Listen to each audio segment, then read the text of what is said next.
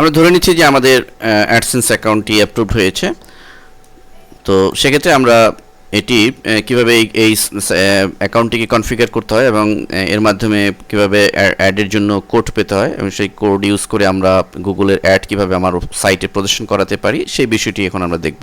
তো এটির জন্য আমরা মূলত আমাদের আগে অ্যাপ্রুভ হওয়া একটি সাইটের যে ইমেল অ্যাড্রেসের মাধ্যমে আমরা ঢুকেছিলাম তার মাধ্যমে আমরা যাচ্ছি। সাইন ইন বাটনে ক্লিক। লক্ষ্য করুন আমি অলরেডি অ্যাডসেন্স অ্যাকাউন্টের বিভিন্ন সেটআপ এবং কনফিগারেশন করার যে পেজ সেখানে চলে এসছে। এখানে শুরুতেই টোটাল আর্নিংসের ঘরটি শো করছে। তো আমরা এ সম্পর্কে আলোচনা পরে করব। তো আপাতত আমরা অ্যাডসেন্স সেটআপে চলে যাব। অ্যাডসেন্স সেটআপে ক্লিক করব।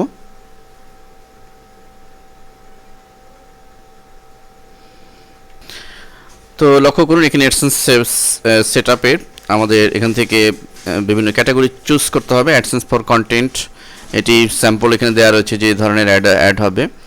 এই জাতীয় অ্যাড আরও বড় হতে পারে, ওয়াইড এবং হাইট বিশিষ্ট, হরিজেন্টালি, ভার্টিক্যালি। এবং অ্যাডসেন্স ফর সার্চ, এটি এই ধরনের গুগলের সার্চ দিয়ে এটিও একটি অ্যাড। এবং অ্যাডসেন্স ফর ফিডস, এটি সম্প্রতি গুগল এটিকে সেটিং করেছে। তো আমরা প্রথমেই অ্যাডসেন্স ফর কন্টেন্ট এই লিঙ্কটাতে ক্লিক করব। এরপরে আমাদের অ্যাডসেন্স ফর কন্টেন্টের দুটি ইউনিট এখানে চলে এসেছে। বাই ডিফল্ট অ্যাড ইউনিট রয়েছে এখানে, আরেকটি হচ্ছে লিঙ্ক ইউনিট। কোনটি কী ধরনের শো করবে সেটি স্যাম্পল এখানে দেখাচ্ছে।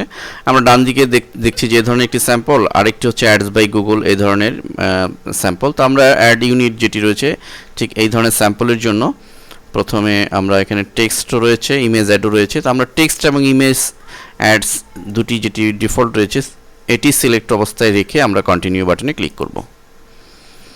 লক্ষ্য করুন এর ডিটেলস, ফরম্যাটিং এবং কী ধরনের কালার সব কিছু এখানে রয়েছে। তো আমরা এখান থেকে চুজ করব কী ধরনের ফরম্যাট। এখানে 728x90 leaderboard by default horizontally রয়েছে, বিভিন্ন ক্যাটাগরি রয়েছে।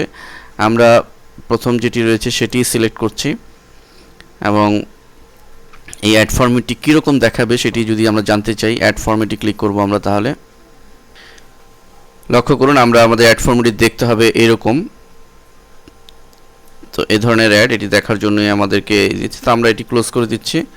আমরা আমাদের এখান থেকে যেমন কালার রয়েছে আমরা এখান থেকে যে কোনো কালার চুজ করতে পারি। প্যালেট থেকে বিভিন্ন রকমের স্টাইল রয়েছে সেটি সিলেক্ট করতে পারি। আমরা প্রথম অবস্থায় ডিফল্টই সিলেক্ট করছি এবং বিভিন্ন দেখুন ব্যাকগ্রাউন্ড হোয়াইট রয়েছে এবং এটি অ্যাকচুয়ালি কীরকম শো করবে দেখাবে সেটি স্যাম্পল এখানে আমরা দেখতে পাচ্ছি। আমরা যদি চাই যে ব্যাকগ্রাউন্ডে একটি বর্ডার হবে তাহলে হোয়াইট রয়েছে, আমরা চেঞ্জ করে দিতে পারি।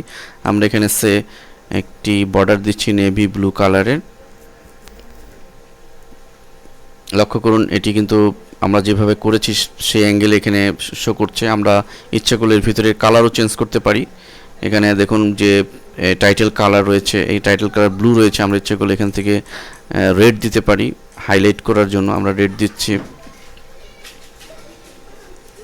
আমাদের ইচ্ছা মতো আমরা ব্যাকগ্রাউন্ড কালার চেঞ্জ করতে পারি। আমরা চেঞ্জ করে দেখে নিব যে কোনটা কী ধরনের।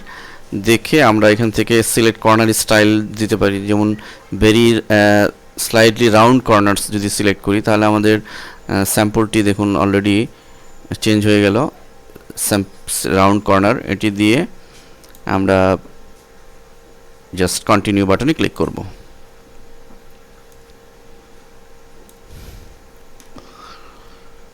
তো এখানে দেখুন অল চ্যানেলস, এখানে বিভিন্ন ধরনের চ্যানেলস রয়েছে। তো আমরা এখানে নিউ চ্যানেল, অ্যাড নিউ চ্যানেলের মাধ্যমে কোনো চ্যানেল দেখিয়ে দিতে পারি। তো আপাতত আমরা প্রাথমিক অবস্থায় এটি কোনো চেঞ্জ না করে কন্টিনিউ বাটনে ক্লিক করব এবং আমরা সবশেষে সাবমিট অ্যান্ড গেট কোড এই বাটনটিতে ক্লিক করব।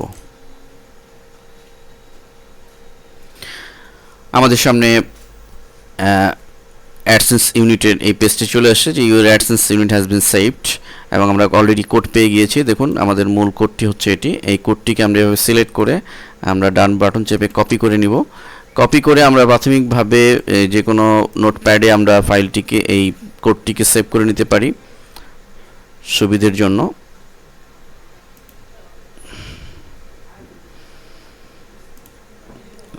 নোটপ্যাড পেস্ট করে দিলাম। আমরা এটিকে সেভ করছি। আমরা যে ফরম্যাটে মূলত অ্যাডসেন্সটা পেয়েছিলাম 728/90, 728/90 যেটি, সেটি আমরা এখানে এই 728/90 অথবা যে কোনো নামে আমরা সেভ করতে পারি। এটা যদি ব্যানার স্টাইল, তো ব্যানার নামে আমরা সেভ করলাম।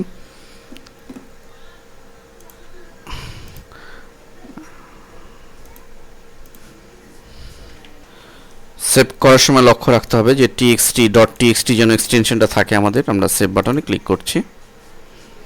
এটি আমরা আপাতত ক্লোজ দিচ্ছি।